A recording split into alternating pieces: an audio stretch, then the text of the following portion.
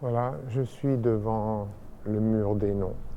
Ce mur des noms, tous les déportés de France sont inscrits sur ce mur des noms, c'est-à-dire environ 76 000. Mon père, convoi numéro 5, du 27 juin 1942. Comme David Storck, 11 400 enfants juifs furent déportés de France vers les camps nazis. Parmi eux, Elie Geiger, Esther Eisenman et Albert Liebman, tous trois élèves de l'école Marius Jacotot à Puteaux, étaient âgés d'une dizaine d'années avant de connaître leur destin funeste. Élise et Esther ont la chance, ils sont arrêtés après que Berlin ait donné l'autorisation de déporter les parents avec les enfants. Tandis que le petit Albert, lui, il est arrêté avant cette mesure de Berlin. Albert, il est arrêté, il voit ses parents partir, il reste là et il est déporté quelques temps après. Parce qu'il faut savoir que en 41-42, les Allemands ne veulent pas des enfants juifs. Ce qui fait qu'on arrête les parents et les enfants, les parents partent et les enfants restent. Les enfants sont livrés à eux-mêmes. À un moment, à Drancy, il y a plus de 3000 petits-enfants qui sont là, qui sont seuls. Et puis d'un seul coup, M. Laval fait tant et si bien que Berlin accepte de prendre les enfants. Ces enfants, qui sont à peu près 3000, ils vont partir par gros convois. Le convoi numéro 20, le convoi 21, le convoi 22, le convoi 23, le convoi 24, le convoi 25 regroupent toute une majorité. On dit, pour un wagon où il y a 60 petits-enfants, on met une adulte ou un adulte. Faire le trajet en plus de 2 jours, sans nourriture, sans boire, parce que c'est comme ça, on peut penser que beaucoup n'arriveront pas vivants, et même s'ils arrivaient vivants, ils étaient tout de suite gazés. Il ne faut pas avoir peur des mots. Quand les enfants arrivaient, c'était tout de suite la chambre à gaz. Auschwitz, c'est le camp de concentration. Birkenau, c'est le camp d'extermination. Il y a 8 km entre les deux. Les trains arrivaient à partir d'une époque directement à Birkenau.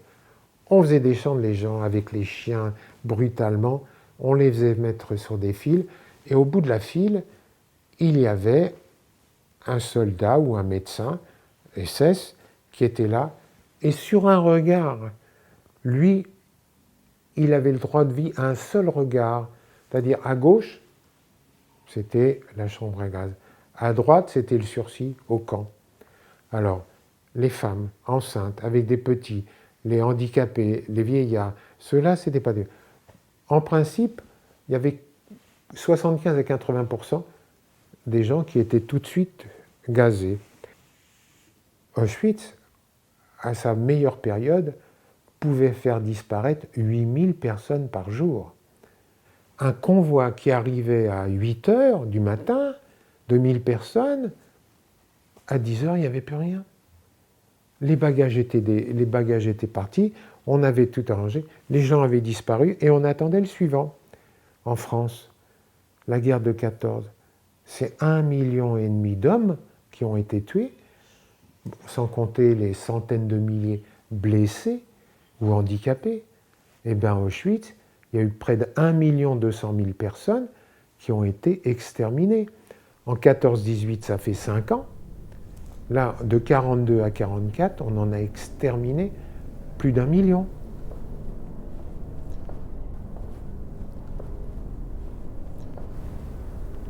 Cette porte, c'est vraiment un symbole parce que cette porte, elle vient de Beaune-la-Rolande et ce serait la porte de la cabane numéro 6.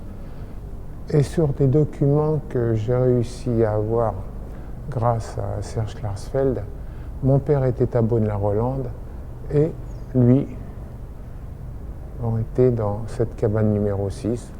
Alors quand je fais ça, par exemple, je me dis peut-être que mon père, sans doute, a fait ce geste pour rentrer dans la cabane et en sortir. Le 20 janvier 1942, en Allemagne, dans une petite ville qui s'appelle Wannsee, qui est donc en banlieue de Berlin, se tient une conférence secrète qui réunit les hauts dignitaires du régime nazi et où ils décident de ce qu'on a appelé la solution finale, l'extermination des Juifs d'Europe. Cette conférence, elle est secrète, il n'y a pas eu d'écrit, et là, on oblige à partir du 6 juin 1942 tous les Juifs d'âge de 6 ans à porter l'étoile jaune. Moi, je n'avais pas 6 ans, je ne portais pas l'étoile jaune. La mesure n'éveille pas tellement d'intérêt au niveau de la population, ce qui fait que le gouvernement de Vichy, je pense, sont tout à fait d'accord et pensent que dans son ensemble, la population française est antisémite.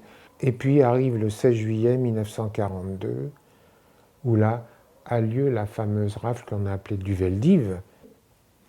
Le 16 au matin, le quartier a été cerné.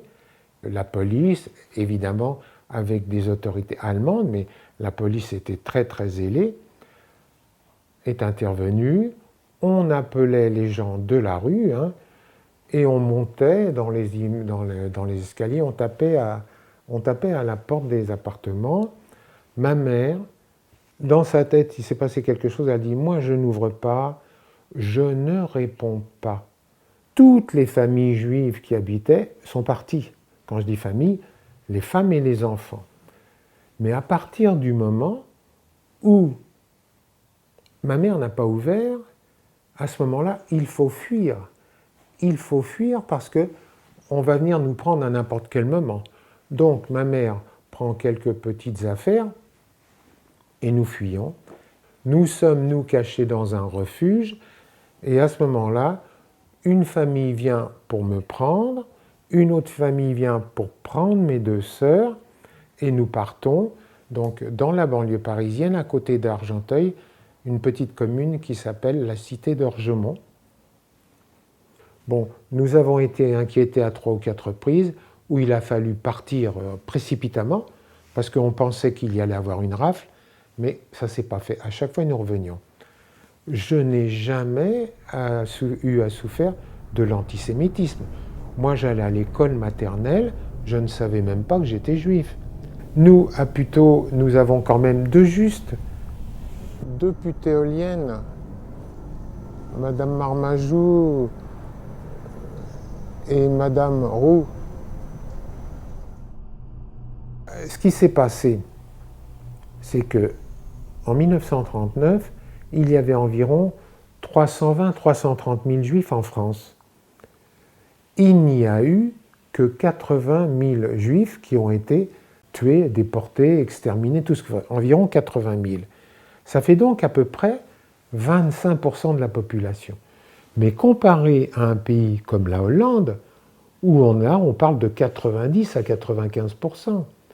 Ce qui fait que s'il y a eu si peu, c'est parce que dans sa majorité, la population française a accepté de cacher. Parce qu'il y a des justes qui ont été reconnus justes parmi les nations, mais la plupart des justes sont des gens qui sont restés anonymes, qui ont fait ça parce que c'était leur cœur qui parlait. Et je suis vraiment d'une reconnaissance, on doit toujours tendre vers le mieux vivre ensemble. La France, c'est le pays de siècle des Lumières, c'est le pays du droit de l'homme. Nous avons la chance de vivre dans un pays comme ça. Moi, j'en suis la preuve vivante encore. Je suis allé à l'école publique et laïque. Dans ces classes comme ça, tout le monde a une chance égale. Alors, il faut bien s'imprégner de ces choses-là et accepter, parce que les différences ne peuvent qu'enrichir les gens, ne peuvent que vous enrichir. Et à partir du moment où on accepte la différence, on devient tolérant et on comprend beaucoup de choses. et ça aide vraiment pour la compréhension des tas de choses.